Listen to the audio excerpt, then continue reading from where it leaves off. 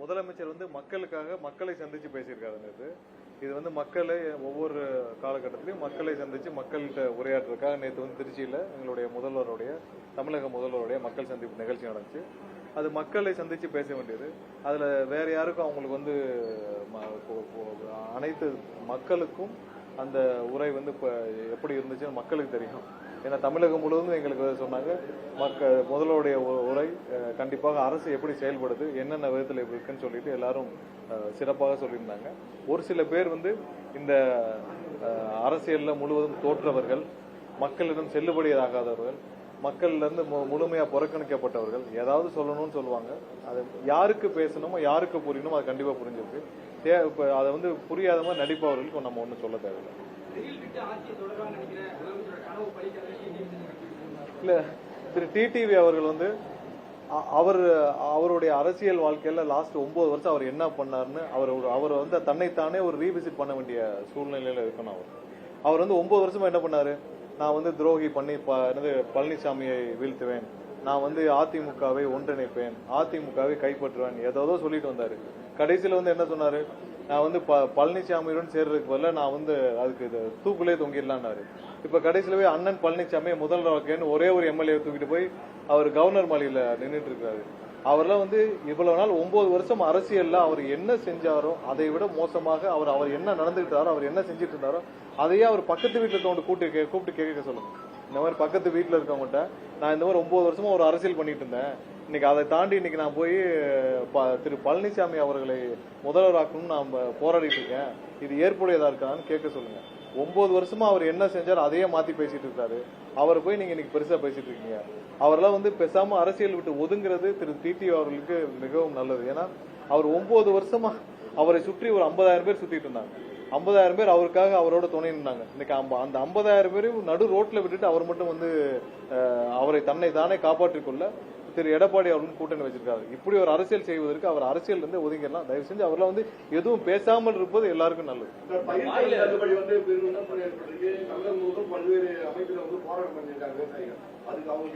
இல்ல திமுகவுடைய தூண்டுதல் பேர்ல ஒரு சில இடத்துல போராட்டம் பண்றது. நீங்க பயிர்க்கடன் தள்ளுபடியில நீங்க மொத்தம் உள்ள 14 லட்சம் விவசாயிகள் 12 லட்சம் பேர் வந்து இதனால பயனடைஞ்சிருக்காங்க.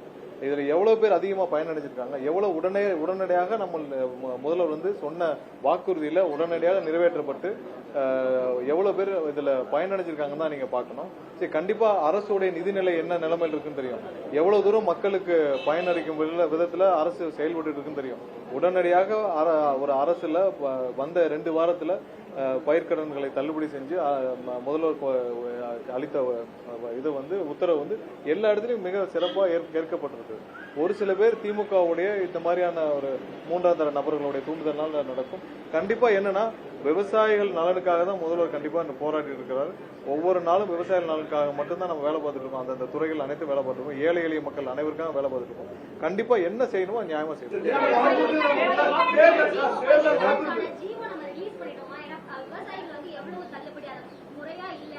இல்ல அதெல்லாம் தெளிவா சொல்லப்பட்டிருக்கு. 50,000 இல்ல சிறு குறு விவசாயிகளுக்கு எவ்வளவு தள்ளுபடி, அதுல சிறு விவசாயிகளுக்கு எவ்வளவு, குறு விவசாயிகளுக்கு எவ்வளவு, 2.5 ஏக்கர் கீழே வச்சிருக்கவங்களுக்கு எவ்வளவுன்னு சொல்றதுக்கு எந்த 50,000 வரை இருந்தா 50,000 வரை முழு தள்ளுபடி, அதற்கு மேல் கடன் வாங்கியிருந்தவங்களுக்கு எவ்வளவுன்னு சொல்லி அதுக்கான அட்டவணைகள் தெளிவா வெளியிடப்பட்டிருக்கு. சோ இப்பதான் வந்து அந்தந்த அரசு ஆணைகள் இப்ப பயிர்க்கடன்கள் வந்து அங்கங்க கூட்டுறவு சொசைட்டிகளை கொடுத்திருப்பாங்க, அவர்களுக்கு அளிக்கப்படும். சோ அங்கங்க போன பிறகு அவர்கள் கூப்பிட்டு யார் யார் லோன் வாங்கியிருக்காங்களோ அவங்கள்ட்ட வந்து கூப்பிட்டு உங்களுக்கு எவ்வளவு தள்ளுபடி ஆயிருக்கு அப்படின்னு சொல்லி சொல்லுவாங்க. சரி, பயிர்க்கடன் தள்ளுபடி வந்து ஒவ்வொரு இந்த சாகுபடிக்கு முன்னாடி கொடுக்கப்படும். அந்த காலகட்டத்துக்குள்ளே அது வந்து அந்த சாகுபடி முடிஞ்சு 11 மாசத்துக்குள்ள 1 வருஷம் 1.5 வருஷத்துக்குள்ள திருப்புவாங்க. சோ இந்த இதுல அந்தந்த கூட்டுறவு சொசைட்டிகளுக்கு அனுப்பப்படும். சோ அவங்களுக்கு அந்த ஜீவோ போன பிறகு அவங்க எடுத்து அந்தந்த விவசாயிகளை கூப்பிட்டு அவங்க வந்து இப்படிதான் சொல்லி அனுப்பிச்சிருவாங்க. சோ இதான் நார்மல். தலைமைச் செயலகத்துல ஒரு புகார் பெட்டி வச்சிருக்காங்க. நிதி நிலைமை குறித்து ஆமா புதிய பட்ஜெட் முன்னாடி அதை எக்ஸ்பெக்ட் பண்ணலாமா இல்ல எல்லா இடத்துலயும் அதற்கான அசஸ்மெண்ட் போயிட்டே இருக்கு. இப்ப நாங்க இபியில் எடுத்தீங்கன்னா இபியில ஒவ்வொரு நாளும் 6 மணி நேரம் 7 மணி நேரம் உட்காந்து அனைத்து அதிகாரிகளும் உட்காந்து நம்ம அசஸ்மெண்ட் பண்ணிட்டே இருக்கோம். ஒவ்வொரு துறையும் மிகப்பெரிய துறை. ஒவ்வொரு இடத்துலயும் வந்து நீங்க எல்லா விதத்திலும் ஒரு எவ்வளவு பேர் பணியாற்றுறாங்க, எவ்வளவு டிபார்ட்மெண்ட் இருக்கு, எவ்வளவு ப்ரொக்யூர்மெண்ட் இருக்கு, எவ்வளவு ஸ்டாக் இருக்கு, ஒவ்வொன்றையும் நம்ம எவ்வளவு டெண்டர் இருக்கு, எவ்வளவு டெண்டர் முடிக்கப்பட்டிருக்கு, எவ்வளவு பெண்டிங் இருக்கு, இப்ப எவ்வளவு கையிருப்பு இருக்கு. சோ இதெல்லாம் நம்ம கணக்கிடப்பட வேண்டியிருக்கு. என்னென்ன பிரச்சனைகள் இருக்குன்னு தெரிஞ்சுக்கிற வேண்டியிருக்கு. சோ என்ன பிரச்சனைகள் இருக்குன்னு தெரிஞ்சுக்கிட்டு இதை எல்லாத்தையும் புரிஞ்சுக்கிட்டு இதற்கப்புறம் வந்து இதுல மக்களுக்கு எவ்வளவு தூரம் வந்து இவர்கள் சேவையாற்ற முடியும். இப்ப நீங்க சுகாதாரத்துறை இருக்குன்னா சுகாதாரத்துறையில என்ன நிதிநிலை எவ்வளவு இருக்கு, எவ்வளவு தேவை இருக்கு, எவ்வளவு ஹாஸ்பிட்டல் கட்டிட்டு ஸ்டாஃப் இல்லாம இருக்கிறாங்க, நிறைய இடத்துல ஹாஸ்பிட்டல் கட்டிட்டு ஸ்டாஃப் இல்லாம இருக்காங்கல்ல, எவ்வளவு ஹாஸ்பிட்டல் கட்டிட்டு ஸ்டாஃப் இல்லாம இருக்காங்க, எவ்வளவு இடத்துல ஹாஸ்பிட்டல் கட்டிட்டு எக்யூப்மெண்ட்ஸ் இல்லாம இருக்கு, எவ்வளவு இடத்துல மருத்துவர்கள் பற்றாக்குறை இருக்கு, எவ்வளவு இடத்துல செவிலியர்கள் பற்றாக்குறை இருக்கு, எவ்வளவு இடத்துல மருந்துகள் பற்றாக்குறை, இதெல்லாம் நம்ம கணக்கிட்டு முடிச்சுதான் அந்தந்த துறை அமைச்சர்கள் அதுக்கான முழு வீச்சில் இருக்காங்க. முடிச்ச பிறகு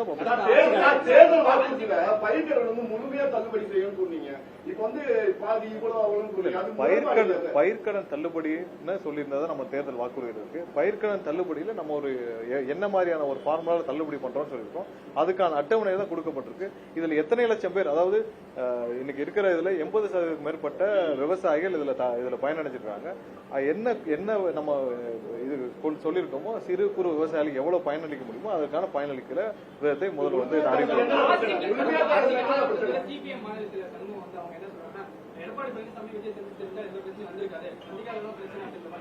இன்னைக்கு வந்து தோழர் சண்முகம் அவர்கள் சொன்னதுக்கு அப்புறம் ஒரு விஷயத்தை நான் எல்லாருக்கும் சொல்லணும்னு ஆசைப்படுறோம். திரு எடப்பாடி பழனிசாமி அவர்களை சந்திக்கவும் அப்போது நேரம் கேட்கப்பட்டது. திரு எடப்பாடி பழனிசாமி அவர்களை சந்திக்கவும் அப்ப நேரம் கேட்கப்பட்டது. ஆனால் ஒரு சில தலைவர்கள் அவர்களுடைய சூழ்நிலை கருதி, அவர்களுடைய தனிப்பட்ட சூழ்நிலை கருதி அவர்கள் இப்போதைக்கு வேண்டாம், நாங்களே தோல்வியுற்று இருக்கிறோம், இந்த டைம்ல சந்திச்சா நன்றாக இருக்கிற தோல்வியுற்று இருக்கிற நேரத்தில் சந்திக்க வேண்டாம் என்று அவர்கள் வந்து அதை அப்போதைக்கு அந்த அப்பாயின்மெண்ட்டை கன்ஃபார்ம் பண்ணல. எங்களுடைய தலைவர் இவர்கள் அவர்கள் யாரையுமே பிரிச்செல்லாம் இது பண்ணல. அனைவரையும் சந்திச்சு அனைத்து தரப்பு அனைத்து தலைவர்களும் சந்திக்க வேண்டும் என்று விரும்பினார். அதன் அடிப்படையில் அதை சொல்ல வேண்டிய இன்னைக்கு தோழர் சண்முகம் சொன்னதால எங்களோட கூட்டணி ஆட்சியில் இருக்கிறாங்க, அவர்களுக்கு சொல்ல வேண்டிய விளக்க வேண்டிய கட்டாயத்தில் இருக்கிறோம். இந்த சூழ்நிலையில் அதை சொல்லிக்கிறோம். என்னன்னா திரு எடப்பாடி அவர்களை சந்திக்கவும் அப்பொழுது எங்கள் தலைவர் சார்பாக முதல்வர் சார்பாக நேரம் கேட்கப்பட்டது. பட் அவங்களுடைய அரசியல் சூழ்நிலை கருதி அவர்கள் வந்து அதற்கு உறுதி அளிக்கவில்லை. அதனால சந்திக்கிறோம்.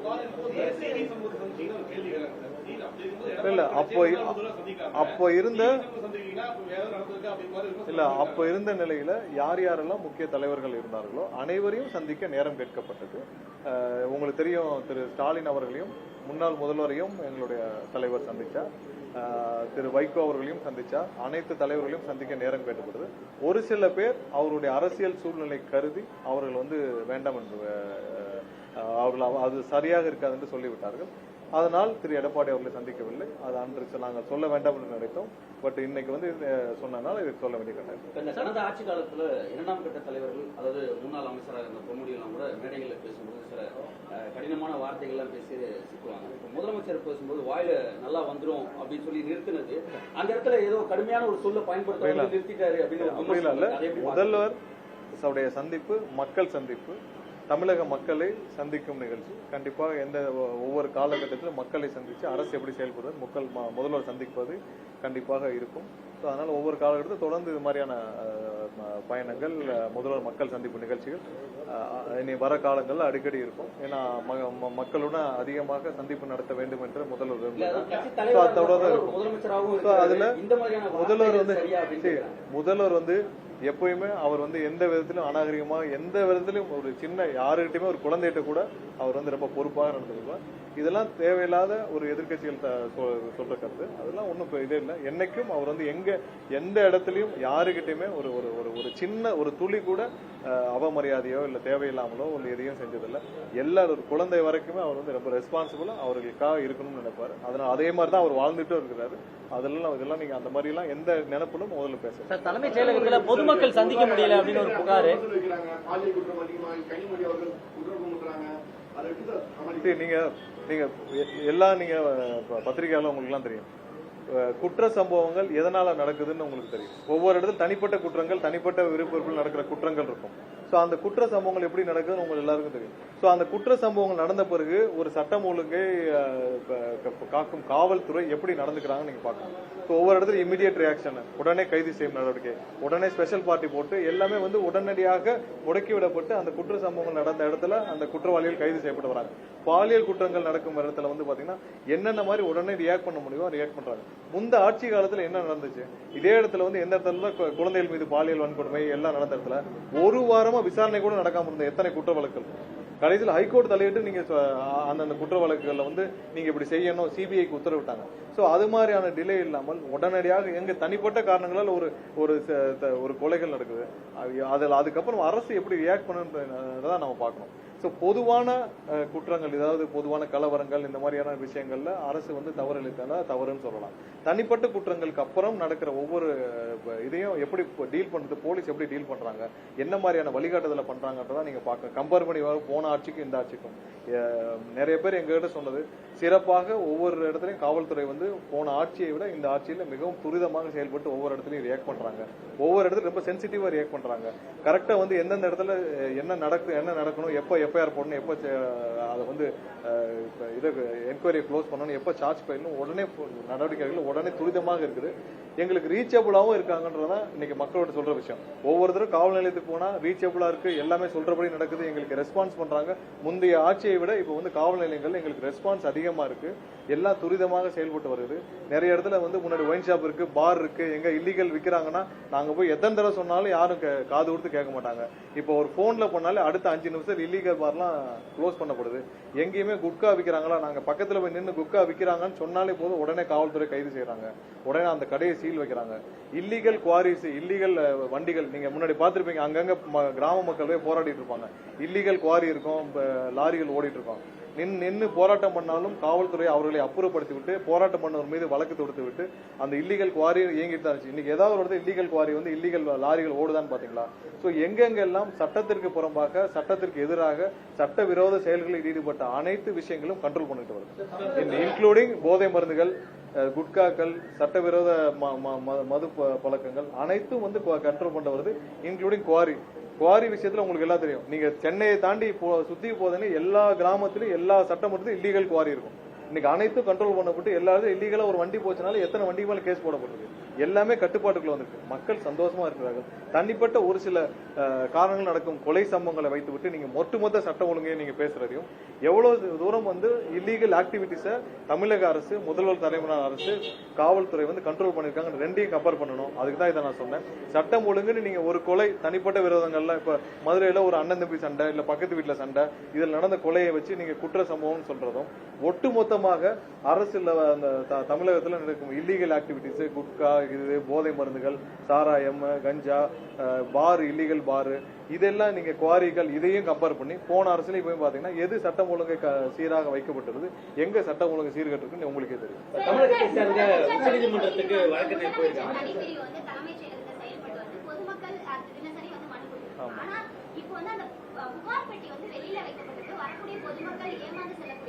இல்ல அப்படி இல்ல, வர்றவங்களுக்கு சுலபமாக அதுல வைக்கிறதும், ஒரு சில பேருக்கு வந்து ஊர்ல புகார் அளிக்கிறதுக்கு சிரமமா இருக்கும், புகாரை வந்து டிராப் பாக்ஸ்ல போடணும் நினைப்பாங்க, உள்ளேயும் போகலாம் வெளியிலயும் டிராப் பாக்ஸ்ல போடலாம். அது ஒண்ணும் இல்ல, கண்டிப்பா சரி பண்ணியாச்சு. நிறைய இடத்துல ஏன் சரி பண்ணி, என்னென்ன விஷயத்தினால மின்வெட்டு நடக்குதுன்னு சொல்லிட்டு இப்ப கால் சென்டர்லயே வந்து பாத்தீங்கன்னா நிறைய மாறுதல்கள் செய்யப்பட்டிருக்கு. எங்கெங்கெல்லாம் வந்து லார்ஜ் அவுட்டேஜ், ஏதாவது டெக்னிக்கல் ஃபால்ட்னால லார்ஜ் அவுட்டேஜ் இருக்கிறதுல அந்த அவுட்டேஜ் எதனால நடக்குதுன்னு சொல்லிட்டு கால் சென்டர் மூலமாக இனிமேல் வந்து ஒரு பப்ளிகேஷன்ஸாக பண்றதுக்கான ஏற்பாடு செய்யப்பட்டிருக்கு. அப்பதான் வந்து ஒட்டுமொத்த தமிழகத்தில் எவ்வளவு லார்ஜ் அவுட்டேஜ் இருக்கு. லார்ஜ் அவுட்டேஜ்னா ஏதாவது டிரான்ஸ்ஃபார்மர் ஃபெயிலியர், இல்ல ஏதாவது ஒரு இடத்துல மின் கம்பங்கள் உடைஞ்சிருக்கு, இல்ல காற்றுனால சாஞ்சிருக்கு, சோ இதனால ஃபெயிலியர் இருக்கு, இல்ல வேற இடத்துல நிறைய இடத்துல வந்து இந்த 110 kV லைன் வந்து ஏதாவது தோன்றப்ப வெட்டிடுறாங்க. சோ அதெல்லாம் ரீப்ளேஸ் பண்றதுக்கே கொஞ்சம் டைம் ஆகும், திரும்ப வந்து அதை சரி செய்யறதுக்கு கொஞ்சம் டைம் ஆகும். சோ அந்த மாதிரி ஃபால்ட்டுகள்னால என்ன எங்கெங்க நடக்குதுன்னு சொல்லிட்டு அதை சரி பண்றதுக்காக கால் சென்டர்ஸ்லேயே ஒரு சில மாறுதல்கள் பண்ணப்பட்டிருக்கு. ஸோ தட் மக்களும் அதை ஈஸியாக தெரிஞ்சுக்கணும்க்கா. விரைவில் அதையும் இந்த ட்ரைனிங் எல்லாம் முடிச்சு இன்னும் ஒரு சில நாட்கள் வந்து அதையும் எதனால இந்த மாதிரி அவுட்டேஜ் அவுட்டேஜ் நடக்குது, எத்தனை அவுட்டேஜ் நடக்குதுன்னு சொல்லி நம்ம பப்ளிகேஷன்ஸ் பண்றதுக்கான தமிழகத்தை சார்ந்த வழக்கறிஞர் உச்சநீதிமன்ற நீதிபதியாக சட்டத்துறை அமைச்சரா என்ன சொல்லுவாங்க? இல்ல, நேற்றே வந்து முதல்வர் சார்பாக பாராட்டுகள் தெரிவிக்கப்பட்டது. ரொம்ப சந்தோஷமான விஷயம். ஏன்னா நேரடியாக வழக்கறிஞராக இருந்து இன்னைக்கு வந்து உச்சநீதிமன்றம் நீதிபதியாக ஒரு பெண், தமிழகத்தை சேர்ந்த ஒரு பெண் இருக்குது. உண்மையிலே தமிழகத்துக்கு பெருமையான விஷயம். நிறைய பேர் அது ஊக்குவிக்கும். நிறைய வழக்கறிஞர்கள், பெண் வழக்கறிஞர்கள் தமிழ்நாட்டில் இருக்காங்க. நிறைய பேர் டெல்லியிலையும் பணியாற்றுறாங்க. அவங்களெல்லாம் பெரிய அளவில் ஊக்குவிக்கும் இந்த விஷயம். கண்டிப்பா அனைத்திற்கும் அது முதல்வர் வாழ்த்து தெரிவிக்கிறார். தமிழக மக்கள் சார்பாக, தமிழகத்திற்கு அனைத்து பெண்கள் சார்பாகவும் அனைத்து நேற்றைய முதல்வர் வந்து வாழ்த்து.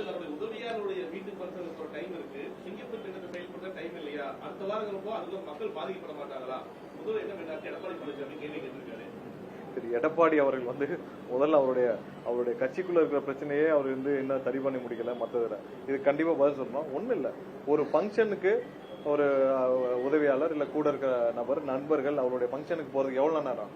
5 நிமிஷம், 10 நிமிஷம். அது பக்கத்துல இருக்கிற அதே தெருவில் இருக்கிற அவர் ஒரு 1 கிலோமீட்டருக்கு இருக்கிற ஃபங்க்ஷனுக்கு போறதுக்கும் திட்டங்கள் வந்து எந்த திட்டமும் ஒரு சில திட்டங்கள்ல மாடிபிகேஷன்ஸ் வந்து ஒரு சில சேஞ்சஸ் வந்து அந்த திட்டங்களை மீண்டும் வந்து ஒரு புதுப்பிக்கும் போறது, அதுக்கான ஒரு பணிகள்ல சிறு மாறுதல்கள் நடக்கலாம். அதற்கும் இதற்கும் கம்பேர் பண்றது வந்து ரொம்ப தேவையில்லாத விஷயம். இது வந்து ஒரு ஃபங்க்ஷனுக்கு காலையில் அது 8 மணிக்கு 8:15 மணிக்கோ 8:30 மணிக்கோ முதல்வர் அந்த ஃபங்க்ஷனுக்கு போனேன். அந்த ஃபங்க்ஷனுக்கு போய் 5 நிமிஷம் ஃபங்க்ஷனுக்கு கலந்துட்டு வரதுக்கும், அது தனிப்பட்ட ஒரு நண்பர்கள், சொந்தத்தில் இருக்கவங்க, சொந்தக்காரர்கள், நண்பர்கள் ஃபங்க்ஷனுக்கு போறதையும் கம்பேர் பண்றது வந்து தேவையற்றது. எடப்பாடி பழனிசாமி திரும்பவும் இந்த இனி வர்ற காலங்கள்ல இதே மாதிரி தேவையில்லாம பேசிட்டு என்னது அடுத்து வந்து ஸ்டாலினோட சேர்ந்து ஆட்சி அமைக்க முயற்சி இந்த எடப்பாடிக்கு வந்து இதெல்லாம் தேவையற்ற வேலை. என்னன்னு ஸ்பெசிபிக்கா சொல்லணும். இந்த திட்டம் எதனால நாங்க வந்து மாறுதல் செய்யப்பட்டது, எதனால மீண்டும் அந்த திட்டத்தை துவங்கி வைக்க முதல்வர் வந்து என்னென்ன மாறுதல் செஞ்சாரு பின்னாடி வெளியிடப்படும். அதற்கும் இதற்கும் முடிச்சு போட்டு எடப்பாடி பழனிசாமி அவருடைய இருப்பை காட்டுக்க வேண்டிய அவசியம்லாம் இல்ல.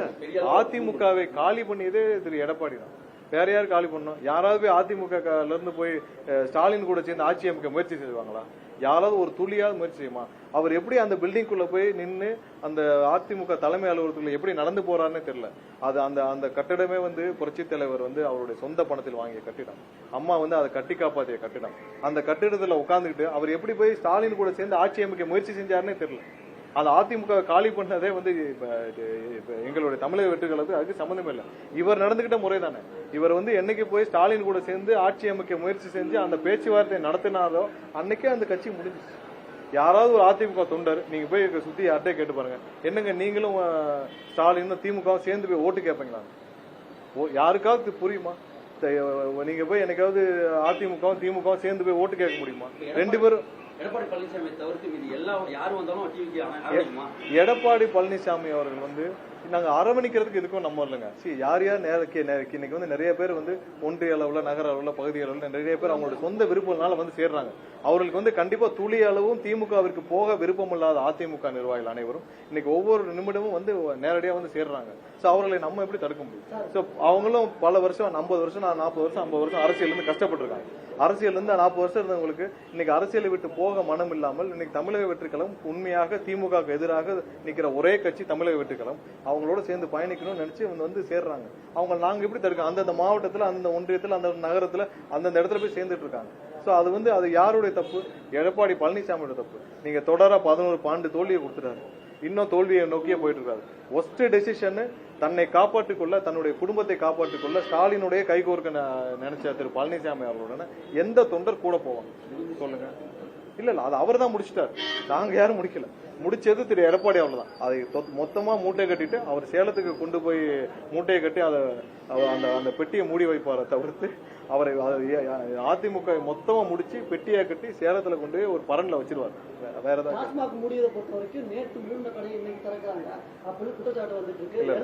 எல்லா இடத்துலயும் ஒரு சில இடத்துல எல்லா இடத்துலயும் மூடப்பட்ட கடைகள் தான் மூடப்பட்டது. ஏன்னா மக்களுடைய வசதிக்காக, மக்களுக்கு எதிராக எங்கெங்கெல்லாம் கோயில், கல்வி நிறுவனங்களுக்கு எதிராக பக்கத்தில் இருக்கோ அதெல்லாம் மூடப்பட்டதுதான்.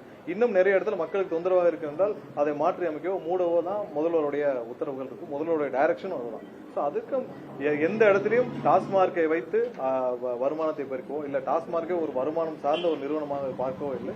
கண்டிப்பா டாஸ்மார்க் வந்து மக்களுக்கு தொந்தரவாக இருந்தால் அது மூட வேண்டும் என்றால் மூடுவது தான் முதல்வருடைய. அது இல்லாமல் நிறைய கடையும் மூடிருக்கு. சரி, நீங்க அந்த லிஸ்ட்ல இல்லாமலும் இப்ப நீங்க மதுரையிலே எடுத்துக்கிட்டீங்கன்னா அது இல்லாமல் நிறைய கடைகள் எங்கெங்கெல்லாம் வந்து கோயில் கல்வி நிறுவனம் இருக்கோ அதை நாங்கள் தனியா கம்ப்ளைண்ட் கொடுத்து திருப்பரங்குன்றத்திலே கிரிவல பாதையில் இருக்கிற ஒரு 6 கடைகள் மூடப்பட்டிருக்கு. அது இல்லாமல் வந்து வளையப்பட்டி வளைகுளம் நிறைய இடத்துல அவங்க சொன்ன இடத்துல எல்லாம் எங்கெல்லாம் மக்களுக்கு தொந்தரவா இருக்கிற கடைகள் அனைத்தும் மூடப்பட்டிருக்கு. அந்த லிஸ்ட்ல இல்லாத கடைகள் நான் சொல்றேன். நாங்க பட்டியல் வந்து கேட்டு அந்த அமைச்சகத்துக்கு கேட்டு அனுப்புறோம். அவங்களும் லிஸ்ட் எடுத்துட்டு இருக்காங்க. நிறைய இடத்துல அது இல்லாமல் அந்த கலெக்டரேட் அப்ரோச் பண்ணி அங்க இருக்கிற அங்கங்க மாவட்டத்தில் அப்ரோச் பண்ணி எங்கெல்லாம் தொந்தரவாக இருக்குதோ, அதாவது கல்வி நிறுவனங்களுக்கு கோயில்களுக்கு வழிபாட்டு தலங்கள் இருக்கோ அதெல்லாம் மூடப்பட்டிருக்கு. நிறையவே இருக்கு. போதையில்லா தமிழகத்தை நோக்கி கண்டிப்பா நாம சென்றுட்டு இருக்கோம். முதல்ல அடிப்படை விஷயமா இல்லீகல் மது இருக்குல்ல, குட்கா இருக்கு, இல்லீகலா மது இருக்கு, இது எல்லாத்தையும் அடக்கும் முறையில இருக்கு. கண்டிப்பா என்ன விதமான மக்களுக்கு எது பயனளிக்குமோ அது கண்டிப்பா முதல்ல எடுப்பாங்க.